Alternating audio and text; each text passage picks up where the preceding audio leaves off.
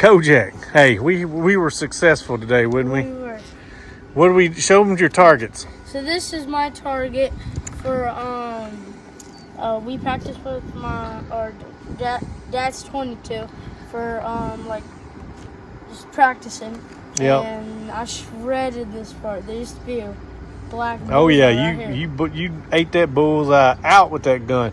Now what else? There were some of these are down here was with the handgun, wasn't it? Yes, these are dads, and some of these are dads.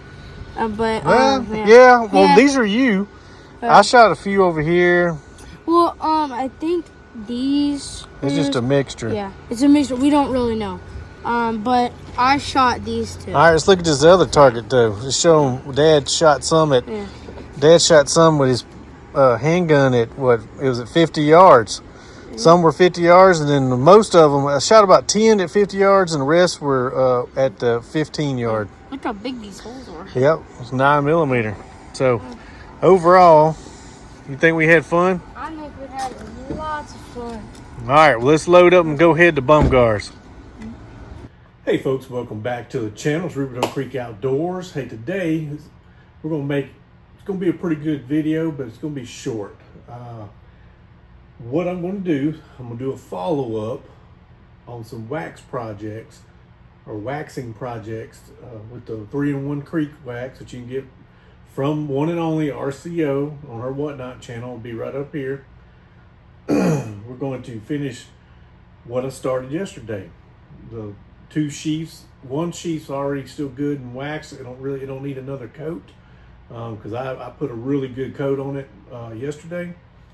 And then the other 2 sheaths, I did the saddle soap. I used a brush. You can use a towel or whatever works for you, right? I mean, just all you do is read the directions. I can't make this up. Like, just read the directions. I think it says on there a rag or a brush or something like that. I used a horsehair brush or whatever they get it from, mule, horse, something. That's what I use, and it seems to work pretty good. So, and I've been using it for quite some time, off and on. All right, so got our wax. Got this other knife. We'll get to that last. I'll go ahead and put some wax. They definitely cleaned up a lot better. It's hard to get some of these stains out. I mean, I don't know telling what got stained in there. I've scrubbed and scrubbed and scrubbed, and that's what we got to work with right now. So what I'm going to do is zoom you out a little bit. Got some of this wax. I am going to put a light coat on these blades. I'm going to let them set them to the side. Let them be soaking. Put some on the bone.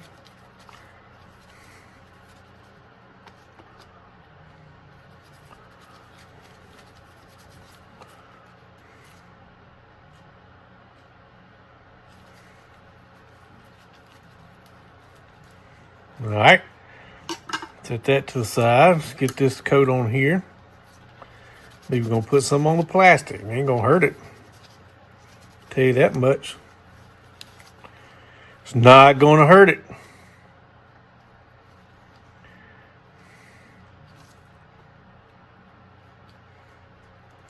Remember, when y'all do this, go away from the edge. Don't go against it.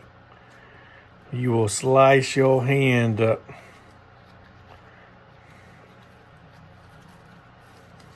All right, so we got that one else to the side.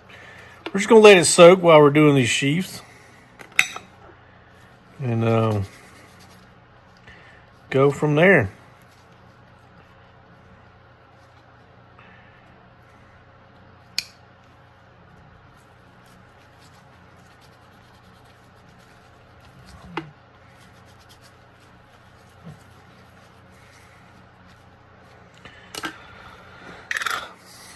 All right, so we already did this sheath right here. Turned out very beautifully. Gonna set it right here out of the way. And let's get to this sheath. Just gonna rub it in here. Like I said, I didn't warm these up. Really didn't feel led to because it's probably about 78, 80 degrees in this garage right now. If I had to guess, so it's cooler outside, but it's just between all the lights and stuff that are on in here, and then one of my vehicles are in here. The heat off the engine, and then the sun was out before the rain's been raining off and on out there right now. But anyway, it's just warm in here. I don't feel led to. See, it's doing pretty good. Like I said, I usually try to let it soak or warm it up just a little bit, but being kind of lazy today. And as y'all can see, it still works. Hey, I'm giving y'all an example. Now, that leather likes to break up in these creases right here. I like to take some, work it in there. That's usually where that leather dry rots. It wants to break right there. Of course, these little straps right here. That little piece right there.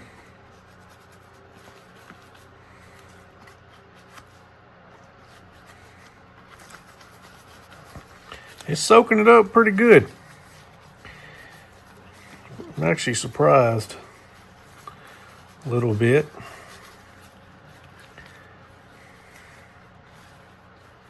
I may have to come back later and put another coat on these. I like to do that. I like to wait a couple days, let it soak up, and then come back and put one more coat. And you should be good, especially if you're just storing it. You should be good for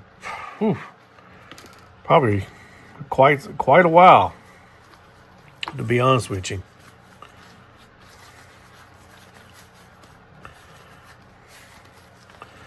All right, I think that's good enough for right now. We'll set that over here. Do this one right here. I know I still got to sew some of this up, but it don't hurt to condition it.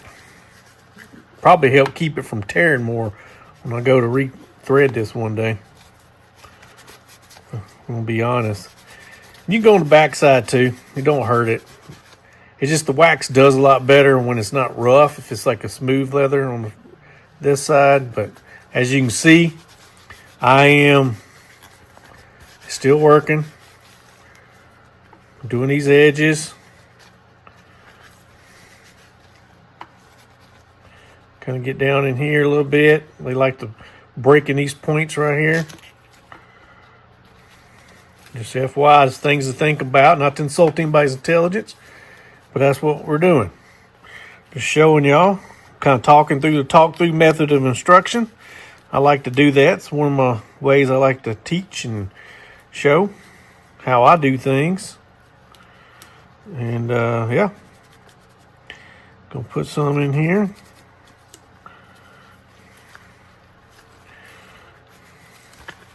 See, it's soaking up pretty good now. All right, set those to the side real quick. Let's pull out this other knife. Let them, while they're doing this, I'll finish up.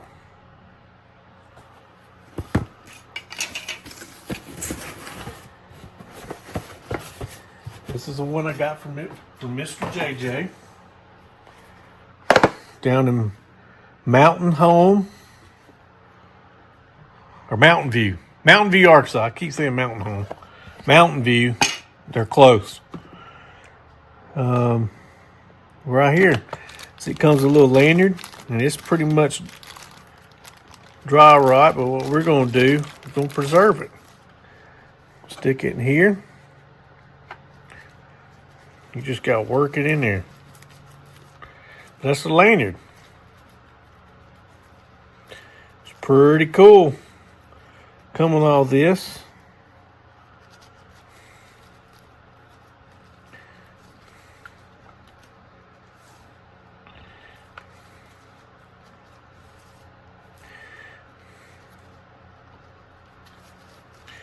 Just got to work it in here. Sorry, y'all picking up my breathing, but it is what it is. I got the fan going. There we go. I had to turn it on me. It's blowing away from me. But just going to put a little coat. Nothing crazy. Working it in here. I can already tell the difference. Look how much limber that is. Well, it goes real stiff, but I'm just going to fold it up. Now, some of y'all going to be like, oh, is it going to rot in there? No. Let me tell you why. One, this stuff is awesome stuff. Two, the bag's left open. So now if I was sealing this off, it might be a little bit different situation. If I'm leaving the bag open so it gets airflow in there. But I also don't want stuff getting all over this part. Put some on this sheath. I probably won't ever carry this. This is one of them special edition scrimshaws. I'll just save it. I've got plenty of other knives to carry. Well, we'll probably bring this back out and put another coat on it. It's definitely dry.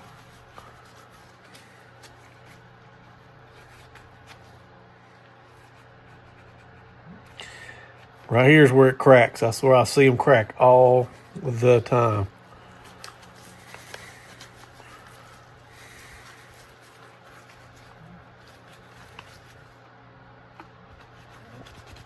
I'm coating it good.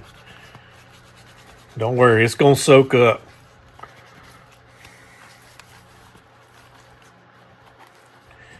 Just like to get down in these little crevices right here.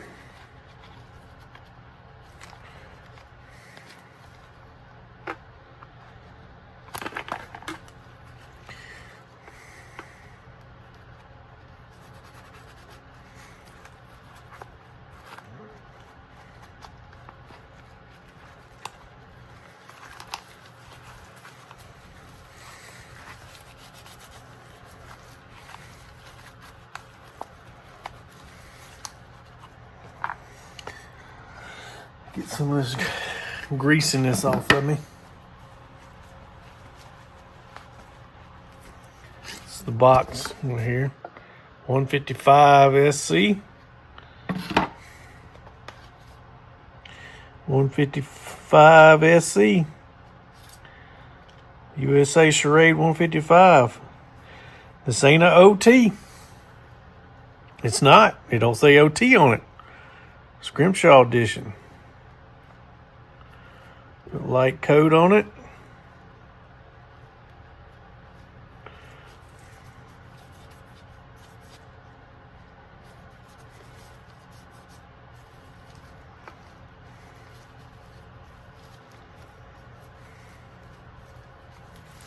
Set this box out of the way.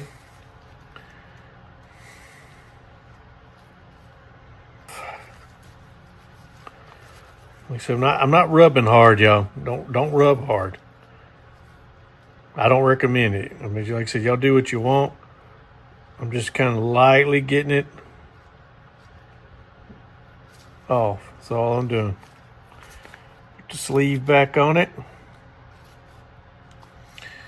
And setting it in the box.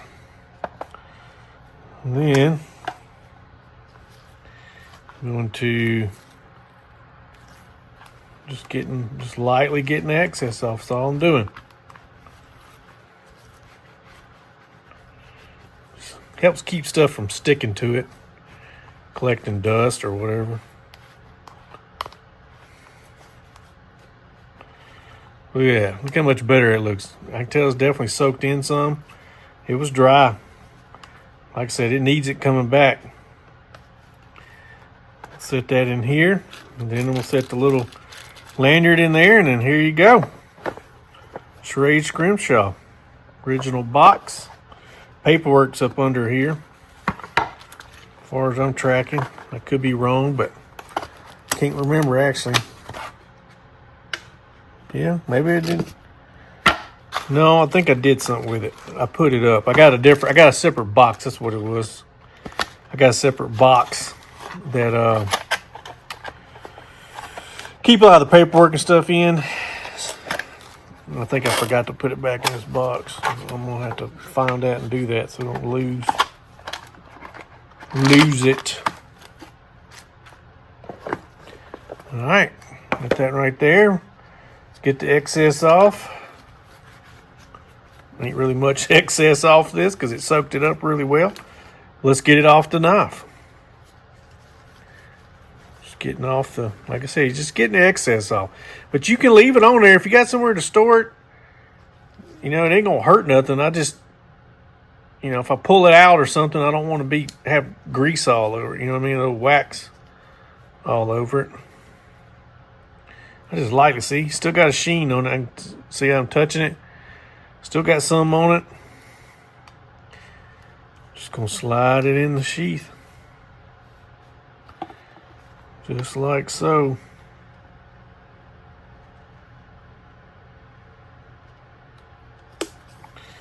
Got that right there. Got this 7/0T. Get some excess off.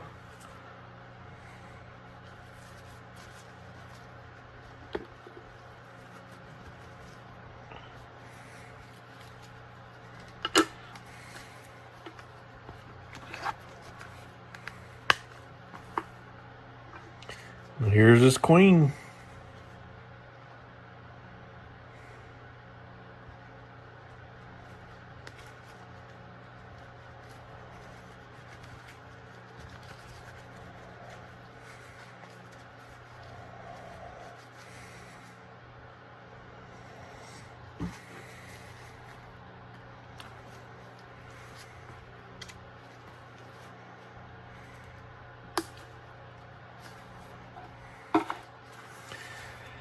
There you go, folks. I think it turned out pretty good. Like I said, showed y'all that.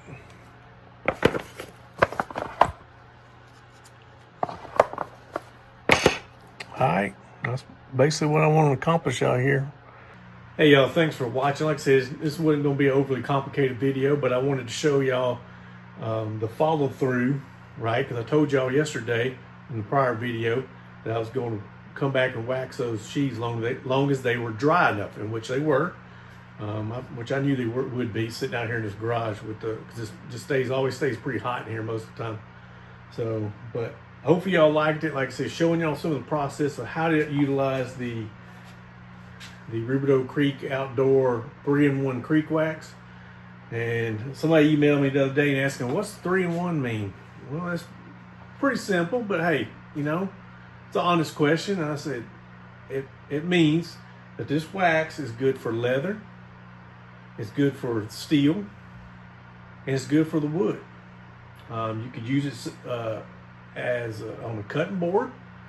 I mean, you know, I ain't gonna say not to, but you know, you can use some cutting board oil if that makes life a little bit simpler for you. But you can use the wax as well. It won't hurt anything. But you do what you want to use, and I use that a lot of times for other things. But like I said, it just depends on what I want to do. There ain't nothing wrong with having multiple products. It really ain't. It's really nothing wrong with having multiple products. Everybody's got different strokes for different folks. I just know the wax works. I use it. Y'all see me use it, and I use it all the time behind the scenes, because it's like, why go buy other stuff when I make stuff? I know how it's made, where it came from, and I know it's safe to use, so I use it. It's like a no-brainer, right? So, not to insult anybody's intelligence, but anywho, I'm glad y'all tuned in. Like I said, I'm not sure what the next video is going to entail. I'm hoping I get to turkey hunt this weekend. I'm crossing my fingers because the weather is supposed to be phenomenal. We've been getting hammered rain and stuff off and on, but it's supposed to be like sunshiny, light breezes. I think the high's like 68. One day's like 62, one day's like 68, and the low's around 43. Them turkeys are gonna be acting crazy. I'm hoping, cross my fingers, I can make it happen. I switched shotguns. I'm not sure if I mentioned it in a prior video, but not to get off on another tangent. I usually hunt with my 10 gauge. I got a Browning BPS 10 gauge. Is super heavy, kicks the dog crap out of you. I mean, it jars your teeth when you kick it because it's got such a heavy load in it, and it will kill turkeys. I've killed them out to 70 yards before. However, I've got the rounds it likes, but they're stored properly, but not easy to get to. and I've been too lazy to get it out. Well, I saw some that were cheaper, and I went ahead and bought some Winchester Double X number 4s. And my gun does not like them. I don't know where it's shooting at, and I did a rookie move and didn't pattern it correctly. And I've missed 2 big old tom turkeys so far. I mean, beautiful 11 to 12 inch beards. I'm talking about big as they come, because they get a lot bigger up here in Missouri than they do down in the southern states. It's no brainer. Like, there ain't nothing to get. Like, if you see one with a 10 to 11 inch beard, they're weighing 25, 26 pounds easy. Biggest one I killed was in Kansas, and it weighed right at 29 pounds. It actually was placed in the books on Fort Riley, Kansas. So I'm sure somebody's probably killed one bigger than that, but I've got him mounted somewhere. I can't remember what. I think it's him, right? It could be this one right here, if I ain't mistaken. Or it's over there. I don't know. But either way, I'm breaking out my old 870 Express Magnum 12 gauge, and hoping I can make some magic happen with it. It's a lot lighter and don't kick as hard. It feels weird because I usually always turkey hunt, but I have killed turkeys with that gun before, just switching it up. So hopefully I can make it happen and close the distance before our season closes. We only got about 2 more weeks, and that's a wrap. So I've seen turkeys, so that's a blessing. I just ain't, I could be not seeing anything. But I'm hoping I can at least get one, and then I can switch over and maybe get Kojak on one if he wants to go. But hey, y'all stay positive, stay motivated, stay vigilant in this crazy world, and y'all tune in next time, and hopefully I will see y'all again. And don't forget to subscribe, and don't forget about the giveaway that's coming up. I think I got like 30 more subscribers left. Y'all share, y'all get out there and like it, and you'll win a chance to win some free stuff. Like, it ain't much free in this world. It really ain't. Y'all can't tell me it ain't much free in this world. It ain't. So this is free. This literally takes a couple, either pointy finger or thumb finger, and hit the subscribe button. So, but hey, y'all stay safe out there.